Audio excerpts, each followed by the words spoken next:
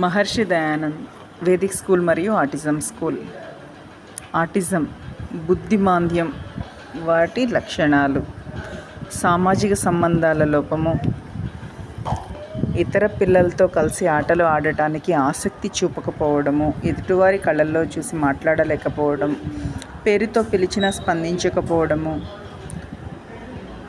ఆనందం, బాధ వంటి భావాలు ఇతరులతో పంచుకోకపోవడం, ఇలాంటివి.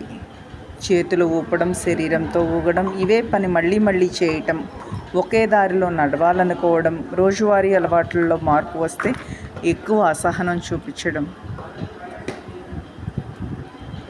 ఒకే వస్తువుపై అతిగా ఆసక్తి ఉండటం, బొమ్మలతో ఆడకుండా వాటిని వరుసగా అమర్చడం, సంఖ్యలు, అక్షరాలు, ఫ్యాన్లు, చక్రాలపై ఎక్కువ ఆసక్తి.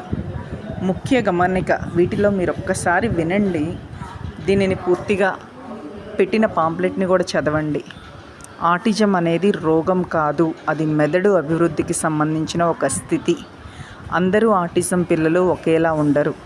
త్వరగా గమనిస్తే పిల్లల్లో మంచి మార్పు సాధ్యమవుతుంది. 1-2 సార్లు మీ 3 సంవత్సరాల నుంచి 5 సంవత్సరాలు ఉన్న పిల్లోడిని పూర్తిగా అబ్జర్వ్ చేసుకుంటూ ఉండండి. ఆటిజం అనేది ఎలా ఉంటుందో బయట వ్యక్తుల ద్వారా, సామాజిక మాధ్యమాల ద్వారా మీరు ఒకసారి తెలుసుకొని దాన్ని బట్టి మీరు ఒక్కసారి ఆలోచించండి.